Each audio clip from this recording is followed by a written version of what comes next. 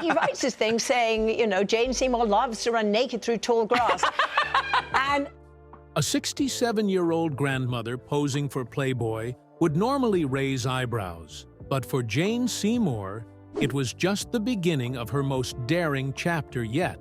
After 4 marriages, several reinventions, and a career spanning 5 decades, the actress is finally telling all.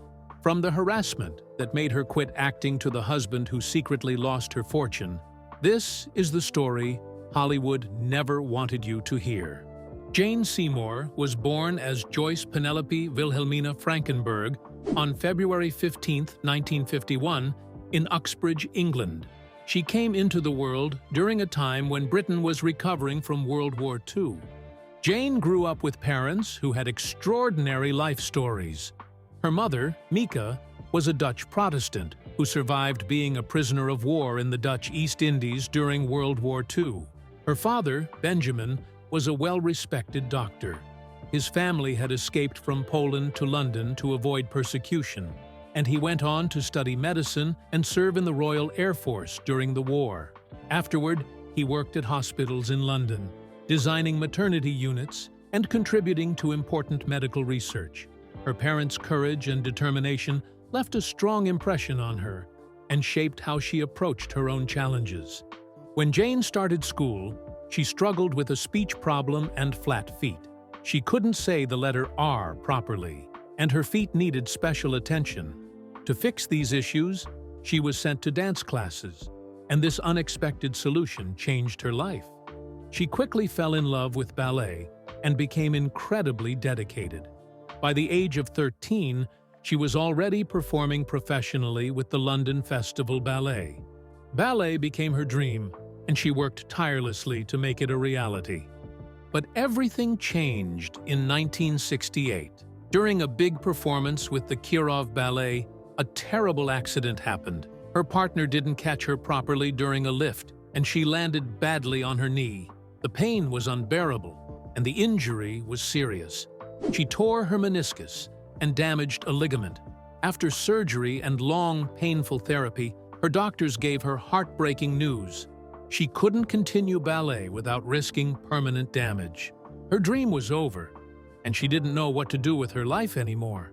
While she was recovering, her drama teachers noticed her natural talent for acting and encouraged her to give it a try. Jane decided to take a chance on something new. Her first acting role came quickly. In 1969, she appeared in a movie called Oh, What a Lovely War, directed by Richard Attenborough. She played a small, uncredited part as a chorus girl, and her scene lasted only a few seconds. It might not have seemed like much, but Jane treated it as a big opportunity. On set, she paid close attention to the experienced actors and soaked up everything she could about how films were made. That brief moment on screen lit a fire inside her. She knew acting was what she wanted to do. Just a year later, in 1970, Jane got her first major role in The Only Way, a war movie about Danish Jews escaping the Nazis. She played Lillian Stein, a young Jewish woman hiding from persecution. The role was personal for her because her father had escaped anti-Semitism in Poland before moving to England. Jane worked hard to bring the character to life, even losing weight and practicing a Danish accent. Her dedication paid off, and critics praised her performance. The film premiered at Cannes and earned a standing ovation. Hollywood executives took notice, and Jane started getting offers for bigger roles. This was the moment her acting career truly began. When Jane Seymour was 21, she got her first big break on the BBC drama The One-Din Line. She played Emma Callan, a young woman in 1860s Liverpool who inherits her uncle's shipping company after his death. For 11 episodes, Jane showed how Emma grew from a naive girl into a strong businesswoman, navigating the tough world of shipping and trade. Audiences loved her, and the role made Jane a familiar name in Britain. It also showed everyone she was a serious actress with real talent. But this success almost cost her a much bigger opportunity. When Jane auditioned for the role of Solitaire in the James Bond film Live and Let Die, The producers hesitated. They couldn't see her as anything but the old-fashioned, proper Emma from the One-Din line. Jane knew she had to prove them wrong. So, she showed up at the audition in a dramatic outfit, a fur coat and hat that made her look mysterious and modern. Then, with a bold move, she pulled off the hat, letting her long hair fall down. It worked. She convinced them she was perfect for the role. And at just 22, she became a Bond girl.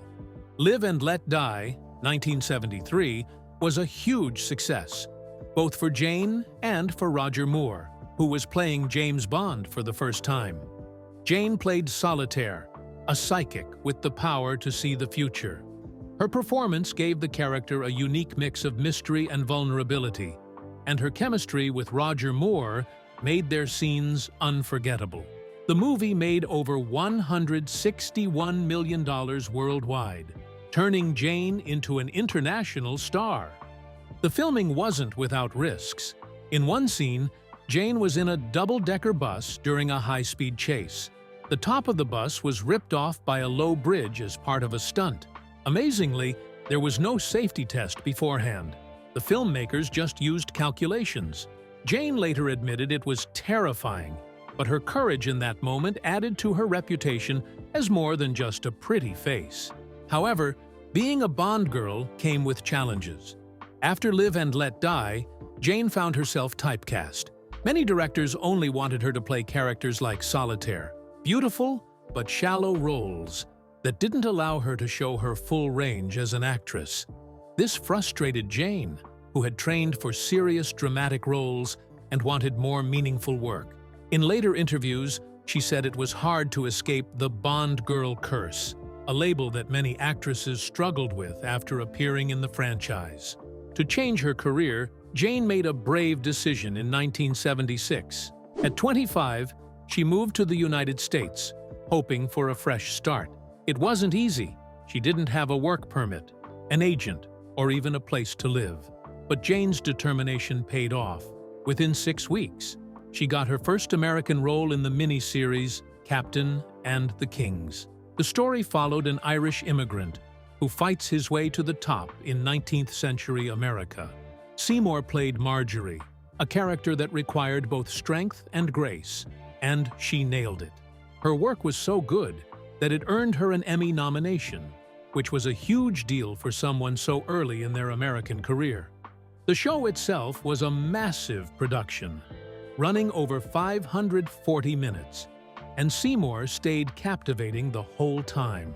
It was even filmed in iconic locations like the Bradbury Building in Los Angeles, which added to its grand feel. This role proved she was more than just a pretty face. She was a real star. What made Seymour special was how easily she could play all kinds of characters. She wasn't stuck in one type of role. In 1977, she showed this range in 2 very different projects: Benny and Barney, Las Vegas Undercover, and 7th Avenue. Audiences in America loved her. They admired her acting skills, her charm, and the emotional depth she brought to every role. In 1981, Seymour took on a very different role in East of Eden, based on John Steinbeck's novel.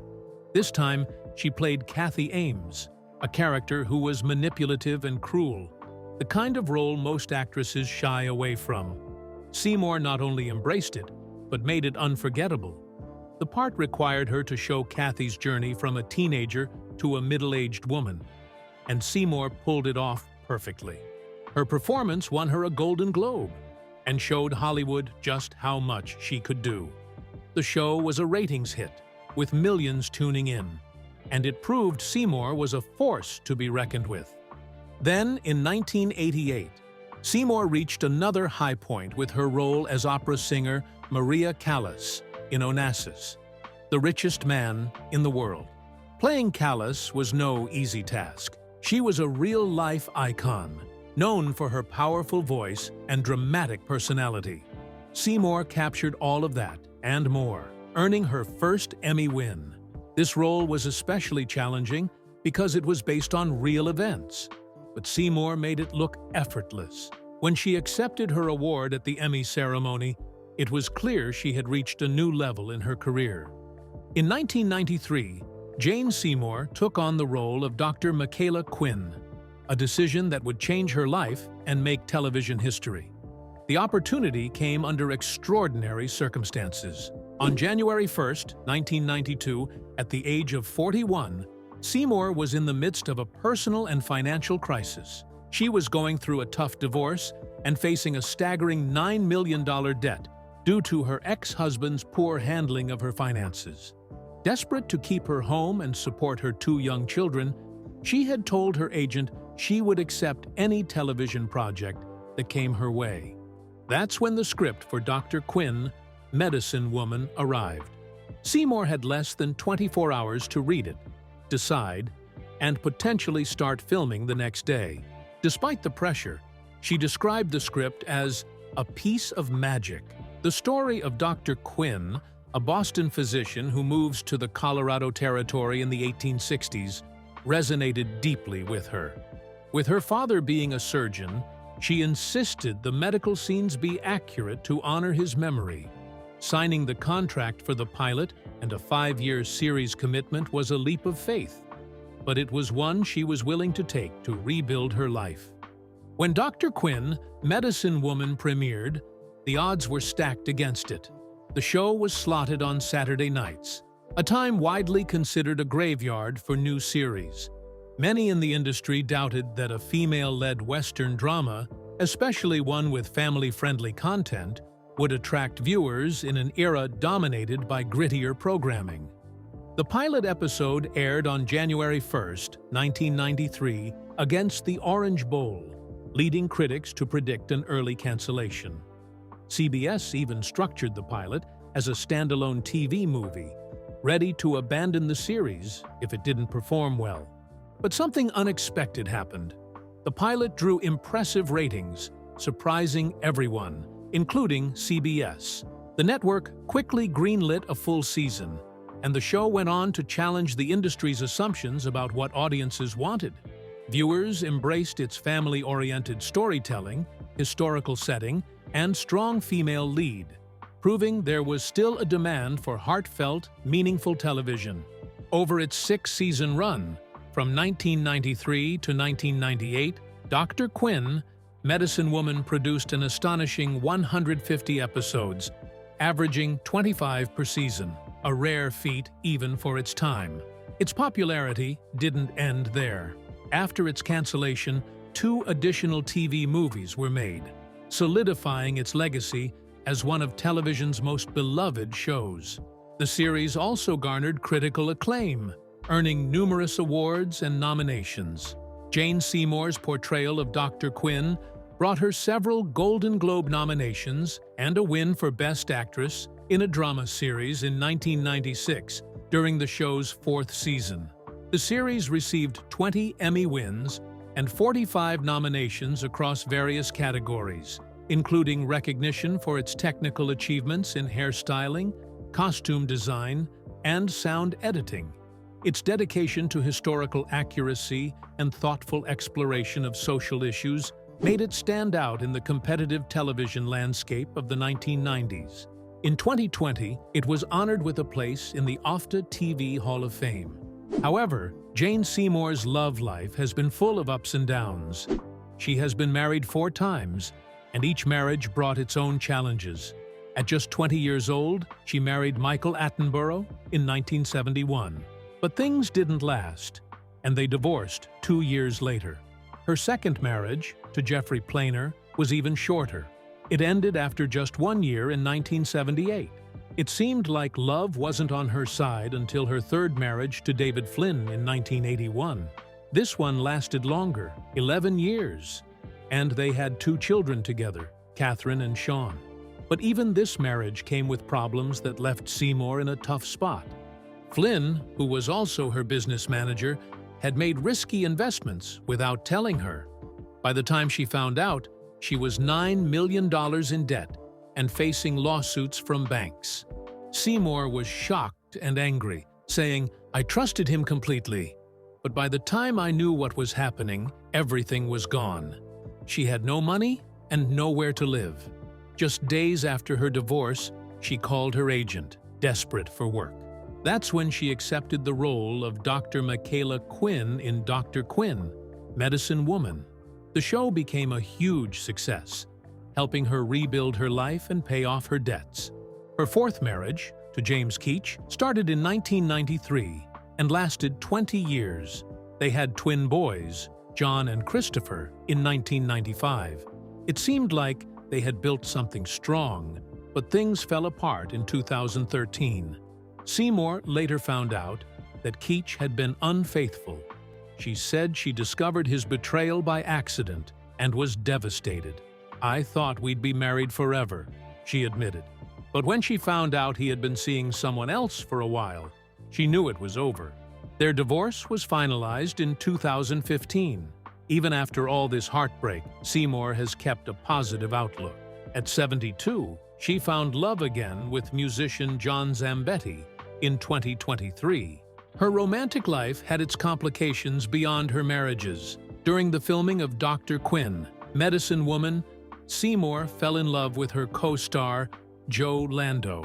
They started dating while filming the pilot episode, but their relationship ended before the show officially began. This made things awkward on set, especially since her husband at the time, James Keach, directed some of the scenes between her and Lando. Still, Seymour managed to stay professional and focused on her work. Balancing her career and being a mother hasn't been easy for Seymour, but she's made it work. She had her first child, Catherine, in 1982, and her son, Sean, in 1985. At the time, her acting career was at its peak. She starred in hit movies, won awards, and even performed on Broadway. It was a lot to handle, but Seymour tried to give her children the best life possible. Things got even harder in 1995 when she had twin boys, John and Christopher, while filming Dr. Quinn, Medicine Woman. She brought her babies to the set with her and took care of them between scenes. Seymour often took her kids with her on trips around the world, so they could spend time together, even when she was working. She said, "I had to turn down some jobs, but I think it helped my kids find their passions." Jane Seymour also shared a heartbreaking story about her early days in Hollywood. In 2018, at the age of 67, she opened up about an incident of sexual harassment that happened when she was just starting her career.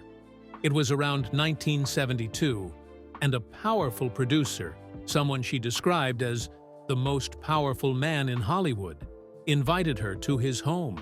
He said they would watch her screen test for a role.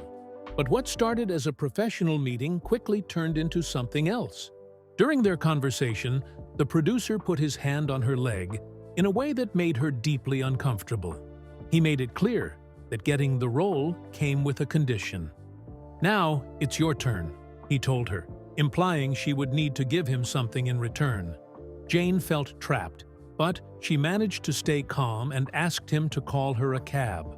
As she was leaving, he threatened her, saying that if she ever told anyone, he would make sure she never worked again. Jane was terrified and knew he had the power to ruin her career. That experience shook her to the core. It was so overwhelming that she decided to quit acting for a while. At the time, she couldn't see a way to continue her career without facing more situations like that. For about a year, she stayed away from Hollywood, trying to heal from the trauma and the fear that came with it. It was a hard choice, especially for someone so young and just starting out.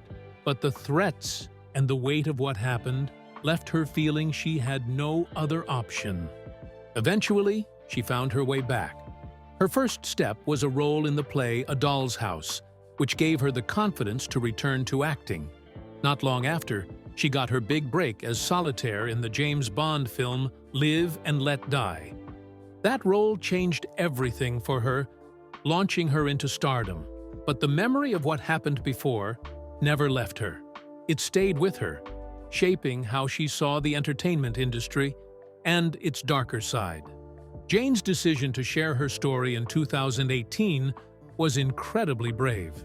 It came during the height of the hashtag #MeToo movement, when many women were finally speaking out about their experiences. By telling her story, Jane became part of a powerful wave of voices calling for change. Her honesty showed how long-lasting the effects of harassment can be. Even though she had a successful career, winning awards and earning worldwide fame, the pain of that early experience stayed with her for over 45 years. Jane Seymour's career changed in exciting ways in the late 1990s and early 2000s. She was tired of playing the same kind of roles and wanted to try something new. In 1998, she surprised everyone by playing a sneaky, manipulative version of Dr. Quinn in the dark comedy Quest for Camelot. This was nothing like the kind, wholesome characters she had played before. Then, in 2000, she starred in the indie film Touching Wild Horses.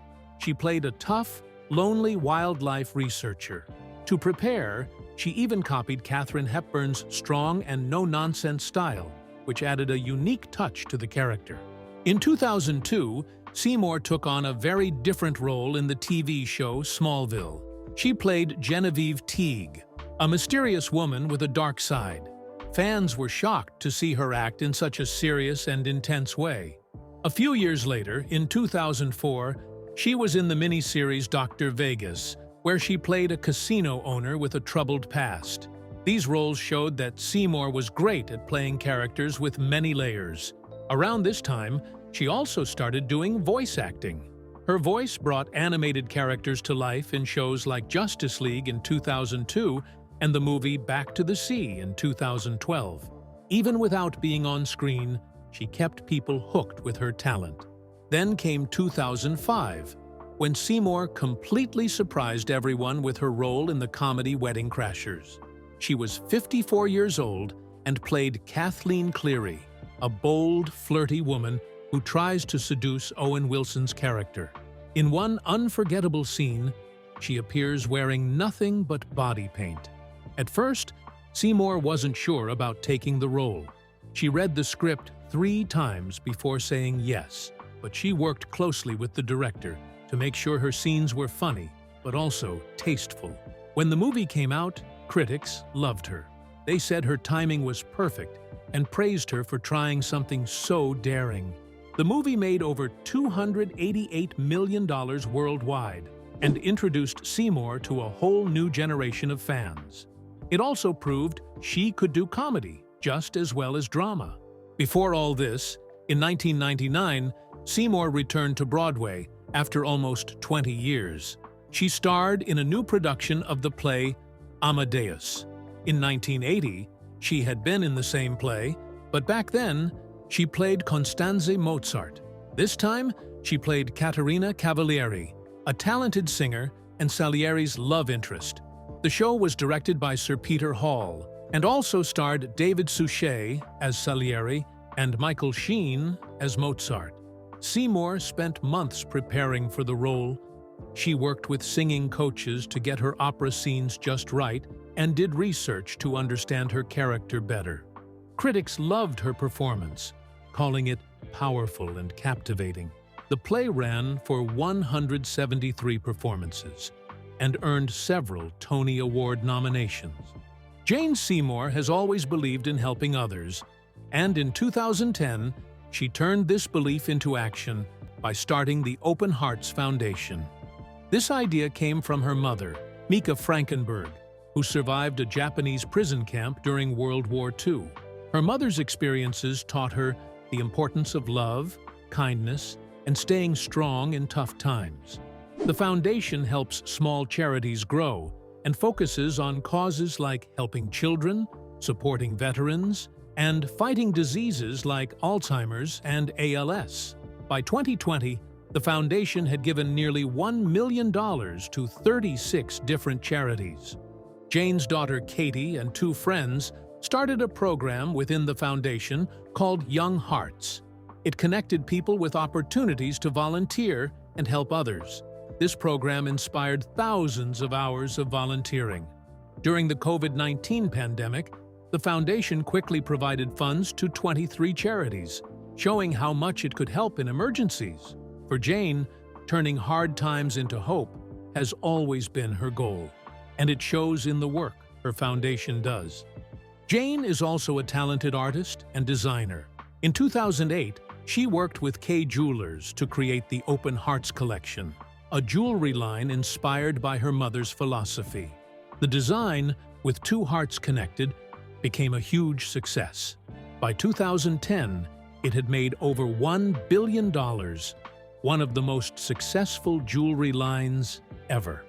Jane's art career also took off during a rough time in her life. She started painting when she was struggling financially, and it became her escape. Now, her paintings sell for thousands of dollars, and she's had solo shows across North America. Her talents don't stop there. Jane creates bronze sculptures too.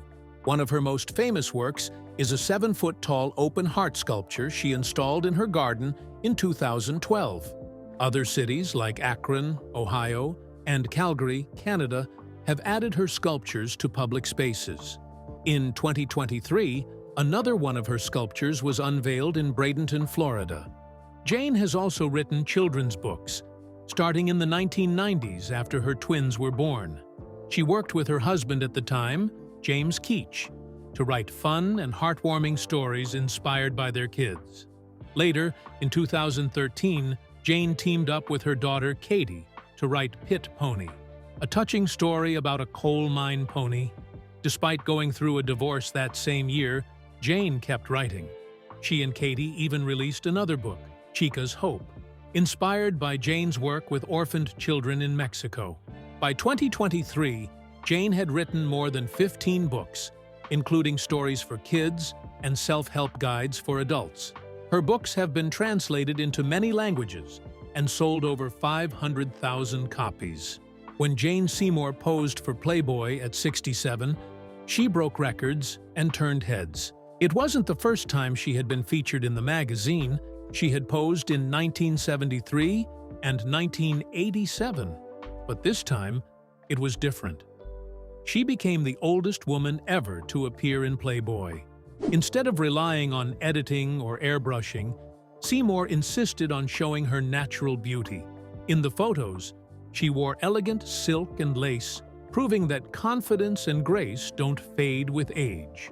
For Seymour, this wasn't just a photo shoot. It was her way of challenging society's outdated ideas about aging. In an interview, she said she felt sexier at 67 than she did when she was younger. She credited this to her life experiences and self-acceptance, not to cosmetic surgery or expensive procedures. Her decision inspired people everywhere. Fans praised her for proving that beauty doesn't disappear as you get older. The photos also sparked conversations about ageism, especially in Hollywood, where women are often pressured to look younger.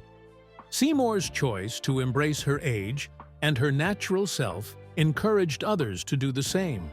She showed that aging can be beautiful and empowering. Jane Seymour has always stood out for her authenticity. Born in 1951, she has been in the spotlight for decades, and people have watched her grow older with grace. Unlike many celebrities, Seymour hasn't chased youth through extreme measures. Her long, flowing brown hair is still her signature look, though she sometimes lets it go gray or white for acting roles. She prefers to keep things natural. Her skincare routine is simple too. She uses sunscreen, retinol, and moisturizer. She also eats a Mediterranean diet, stays active, and values consistency over expensive treatments. For Seymour, it's about embracing what feels right, not following trends. Her thoughts on plastic surgery are just as refreshing. At 40, she considered getting work done under her eyes after photographers kept pointing it out. But when doctors said surgery wouldn't solve the issue, she decided to leave it alone. That moment strengthened her belief in accepting herself as she is. Seymour often says that aging isn't just about how you look. It's about how you feel and what you focus on. She believes that having a purpose and a positive outlook makes all the difference. For her, helping others and staying active are what keep her energized. Even in her 70s, Seymour hasn't slowed down. At 71, she starred in Harry Wild, a TV show about a retired professor who solves mysteries. She didn't just act in it, she was also an executive producer, proving she's still deeply involved in her work. Seymour says she feels more energetic now than ever before. Her career hasn't just continued, it's evolved. She's taken on roles that challenge stereotypes about older women in Hollywood.